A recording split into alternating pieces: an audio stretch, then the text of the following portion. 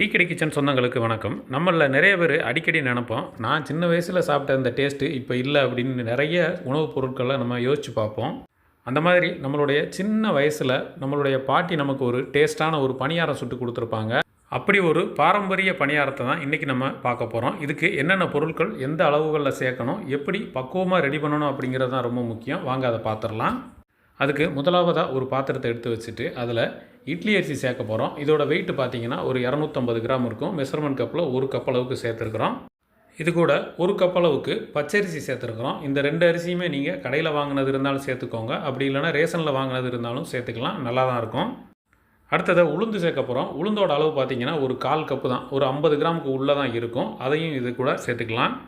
இந்த உளுந்து தான் அந்த பணியாரத்துக்கு நல்லா புசு புசுன்னு எடுத்து கொடுக்கும். அதனால் கண்டிப்பாக இந்தளவுக்கு சேர்த்துக்கிறணும். அடுத்ததாக இதில் ஒரே ஒரு டீஸ்பூன் அளவுக்கு மட்டும் வெந்தயம் சேர்த்துக்கிறோம். இந்த வெந்தயம் சேர்க்குறதுனால பணியாரம் பார்த்திங்கன்னா நல்லா பொன்னிறமாக இருக்கும். அதே நேரத்தில் நம்மளுடைய உடம்புக்கும் ரொம்ப குளிர்ச்சியானது. அடுத்ததாக இதில் தண்ணி சேர்த்து ஒரு 2-3 தடவை கழுவி எடுத்துகிட்டு வந்துடலாம். கழுவி எடுத்த அரிசி பருப்பில் நிறைய தண்ணி வச்சு இதை ஊற வைக்கணும். இது ஒரு குறைஞ்சது 3 மணி நேரமாவது நல்லா ஊறட்டும். இப்போ நம்ம ஊற வச்ச அரிசி பருப்பு எல்லாமே சூப்பராக ஊறி வந்துருச்சு. அடுத்ததாக இதை எடுத்து பெரிய மிக்ஸி ஜார் ஒன்று எடுத்துக்குவோம். அதில் நம்ம ஊற வச்ச அரிசி பருப்பு எல்லாத்தையுமே மொத்தமாகவே சேர்த்துக்கலாம். இன்றைக்கி நம்ம கொஞ்சமாக சேர்த்துருக்கறதுனால ஒரே ரவுண்டில் போட்டு அரைச்சிடலாம். இப்போ இந்த அரிசி பருப்பு அரைக்கும்போது ரொம்ப தண்ணி சேர்த்துறாமல் கொஞ்சமாக தண்ணி சேர்த்து நல்லா ஒரு கொரகொரப்பு பதத்துக்கு அரைச்சிக்கிறணும். இப்போ மாவு நல்லா அரைச்சி எடுத்துகிட்டு வந்தாச்சு. அரைச்ச பக்குவம் பார்த்திங்கன்னா இந்த மாதிரி லேசான ஒரு ரவை பதத்துக்கு இருக்கிற மாதிரி அரைச்சிக்கிறோம். ரொம்ப பேஸ்ட் மாதிரி அரைச்சிட வேண்டாம். இப்போ அரைச்ச மாவை இந்த ஒரு பாத்திரத்தில் சேர்த்துக்கலாம்.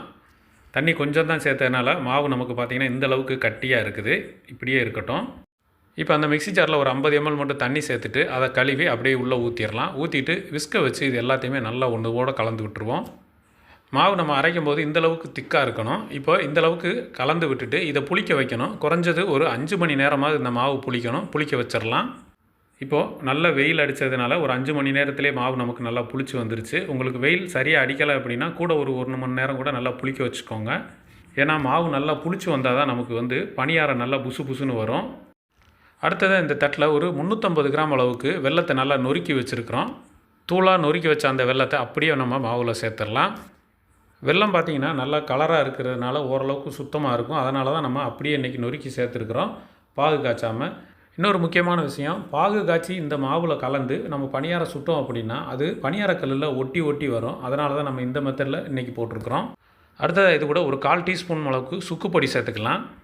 இது கூட ஒரு 1/4 டீஸ்பூன் அளவுக்கு ஏலக்காய் பொடி சேர்த்துட்டு ஒரே ஒரு பிஞ்ச் மட்டும் உப்பு சேர்த்துக்கலாம். சேர்த்துட்டு இப்போ மாவு நல்லா கலந்து விட்டலாம். நம்ம சேர்த்த வெல்லம் எல்லாமே அந்த மாவில் நல்லா கரையணும். குறைஞ்சது 5 நிமிஷத்துலேருந்து 10 நிமிஷம் வரைக்காவது இதை நல்லா கலந்து விடணும். இல்லைனா அந்த வெள்ளைக்கட்டிகள் அங்கங்கே பார்த்திங்கன்னா கட்டியாக இருக்கிறதுக்கு வாய்ப்பு இருக்குது. இப்போ நல்லா கலந்து விட்டுருவோம். வெல்லம் சேர்த்து நல்லா கரைச்சி விட்டாச்சு. இப்போ மாவு பார்த்திங்கன்னா இந்தளவுக்கு ஒரு பக்குவமாக இருக்குது. இந்த இடத்துல நீங்கள் மாவு ரெடி பண்ணும்போது மாவு ரொம்ப திக்காக இருந்ததுன்னா லைட்டாக தண்ணி சேர்த்து கரைச்சிக்கோங்க. ஒருவேளை மாவு ரொம்ப லூஸாக இருந்தது அப்படின்னா லைட்டாக பச்சரிசி மாவு மட்டும் சேர்த்து அதை ஒரு கரெக்டான பக்குவத்துக்கு மாற்றிக்கலாம். அடுத்ததாக அடுப்பில் ஒரு பணியாரக்கல் எடுத்து வச்சுருக்குறோம். அதுவும் பார்த்திங்கன்னா சின்ன பர்னர் உள்ள பக்கம் தான் வச்சுருக்குறோம். வச்சுட்டு இப்போது எண்ணெயும் நெய்யும் கலந்து வச்சுருக்குறோம். அதை இந்த பணியார குழிகள் எல்லாத்துலேயுமே நல்லா தடவி விட்டுக்கலாம். இப்போ லேசாக சூடான உடனே பணியாரக்கல்லில் மாவு ஊற்ற ஆரம்பிச்சிடலாம். மாவோட ஃப்ளோ பார்த்திங்கன்னா இந்தளவுக்கு இருக்கணும். இப்போ எல்லா குழியிலையுமே மாவை கொஞ்சம் கொஞ்சமாக சேர்த்துக்குருவோம். ஓரளவுக்கு ஒரு 3/4 அளவுக்கு கொண்டு சேர்த்துக்கலாம். இப்போ மாவெல்லாம் சேர்த்தாச்சு. ஒரு பக்கமாக நல்லா வெந்துக்கிட்டு இருக்குது. பணியாரக்கல்லில் மாவு சேர்த்து ஒரு 2 நிமிஷத்துக்கிட்ட ஆக போகுது. இப்போ ஒவ்வொன்றா அப்படியே புரட்டி விட்டுக்கலாம். ஒரு கம்பி இல்லைனா ஒரு ஸ்பூன் வச்சு கூட நீங்கள் இதை புரட்டி விட்டுக்கலாம்.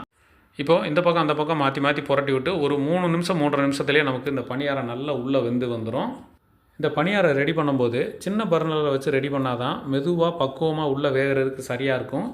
தீ அதிகமாகிடுச்சுன்னா வெளியில் நல்லா ப்ரௌன் ஆயிரும், ஆனால் உள்ளே வேகாமல் மாவு மாதிரி இருக்கும். அதனால் சின்ன பர்னரில் வச்சு பொறுமையாக இந்த பணியாரத்தை சுட்டு எடுத்துடலாம். இப்போ கிட்டத்தட்ட ஒரு 3 நிமிஷத்துக்கு மேலே ஆயிடுச்சு. இப்போ இதை ஒவ்வொன்றா எடுக்க ஆரம்பிச்சிடலாம்.